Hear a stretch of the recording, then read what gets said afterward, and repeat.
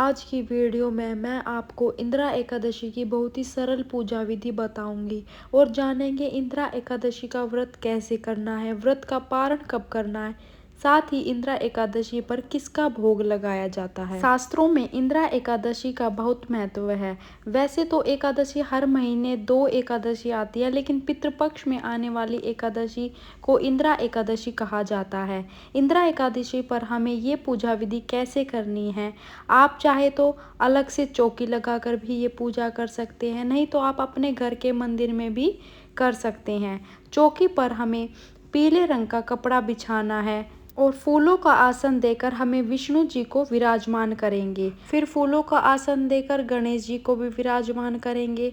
अगर आप लड्डू गोपाल जी की सेवा करते हैं तो आप साथ में लड्डू गोपाल जी को भी विराजमान कर लेंगे और लड्डू गोपाल जी के साथ हमें गाय माता को भी विराजमान करना है। इंदिरा एकादशी को बहुत ही पवित्र और महत्वपूर्ण माना जाता है। ऐसा माना जाता है कि इस दिन व्रत करने से और श्राद्ध तर्पण करने से पितरों का आशीर्वाद प्राप्त होता है, साथ ही उन्हें मुक्ति के साथ मोक्ष मिलता है।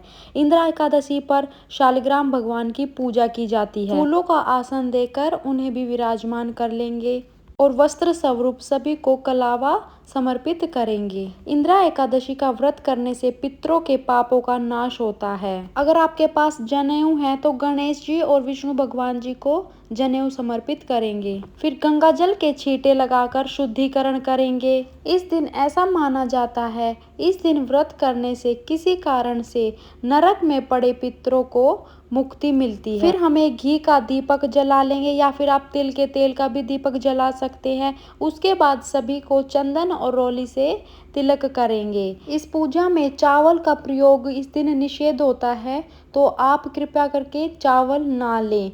आप तिल ले सकते हैं, तिल का आसन दे सकते हैं, या फिर जब कथा पढ़ेंगे तो आप हाथ में तिल वगैरह रख सकते हैं, लेकिन चावल ना लें क्योंकि एकादशी के दिन हम चावल नहीं खाते हैं। तिलक करने के बाद हमें फूल चढ़ाएंगे।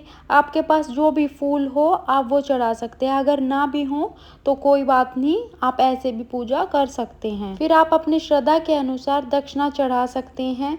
दक्षिणा हमारी पूजा में रही कमियों को दूर करती है, तो इसलिए दक्षिणा जरूर से चढ़ाएं। भगवान विष्णु जी को तुलसी के साथ मंजरी बहुत पसंद है, तो आप ये भी जरूर चढ़ाएं।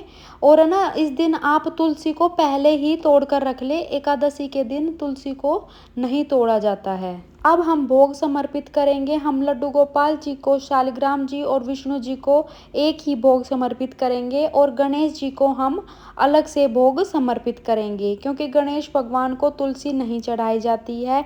इंदिरा एकादशी के दिन आप बहुत सारी चीज़ों का भोग लगा सकते हैं। इस दिन विष्णु जी को पंजीरी, पंचामृत, केसर की खीर, बेसन लड्डू, पंचमेवा, केले और कद्दू का हलवा का भोग लगाया जाता है। सभी भोग में तुलसी जरूर रखनी है, क्योंकि तुलसी से भगवान विष्णु जी का भोग स्वीकार करते हैं। अब हम इंदिरा एकादशी की कथा पढ़ेंगे। हाथों में फूल रखकर आप 1 लोटा जल लेकर हम कथा पढ़ेंगे। अगर व्रत कथा की आपके पास बुक ना हो तो आप फ़ोन से पढ़कर या सुनकर कर सकते हैं। कथा सुनने के बाद आप अपने हाथ के तिल और फूल विष्णु जी को समर्पित कर दे और कुछ आप लोटे में डाल दे। फिर उसके बाद हमें आरती करनी है। आरती आपको पहले गणेश जी की करनी है, फिर विष्णु जी की करनी है। आरती होने के बाद पूजा में रही कमियों की क्षमा याचना करेंगे और अपने पितरों की मुक्ति के लिए प्रार्थना करेंगे। पूजा होने के बाद जो लोटा है वो सूर्य भगवान को अर्घ्य देकर आएंगे। ऐसे हमारी इंदिरा एकादशी की पूजा पूर्ण हो जाएगी। भोग को आप सभी सदस्यों में बांट देंगे। दक्षिणा को आप किसी गरीब को या मंदिर में दान कर सकते हैं और चौकी को आप अगले दिन ही हटाएं। 17 सितंबर को इंदिरा एकादशी का व्रत रखा जाएगा। इसके अगले दिन 18 सितंबर को व्रत का पारण किया जाएगा। सुबह 18 तारीख 6:07 से 8:38 तक आप व्रत का पारण कर सकते हैं। आपको मेरी इंदिरा एकादशी की व्रत पूजा विधि कैसी लगी, प्लीज़ कमेंट बॉक्स में ज़रूर बताएं। मैंने बिल्कुल सरल तरीके से आपके साथ वीडियो शेयर किया है। अगर थोड़ा सा भी वीडियो अच्छा लगा हो, यूज़फुल लगा हो, तो वीडियो को एक लाइक ज़रूर करें। मिलते हैं नेक्स्ट वीडियो में। जय श्री राम।